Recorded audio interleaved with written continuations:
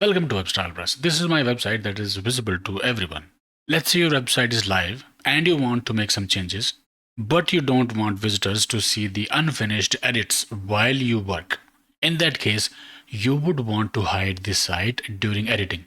You still need access to the backend to make changes, but the site should stay hidden from everyone else or only be visible to logged in administrators. If that's what you need, then this method is for you. So go to plugins, add new plugin, search for maintenance. Install a maintenance mode plugin or coming soon page. Let's install this plugin.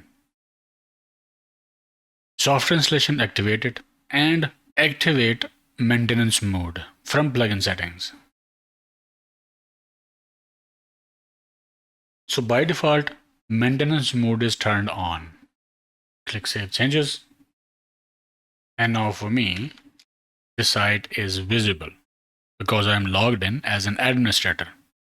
But if I try to see website in incognito as a regular user, then the site will not be visible to me and the maintenance mode page will be displayed. And now I can make the changes in my website as an administrator, and after that I can turn this maintenance mode off. And then all the users will be able to view my website again. Okay, I hope it helped. Like, share, subscribe, and I will see you in the next one.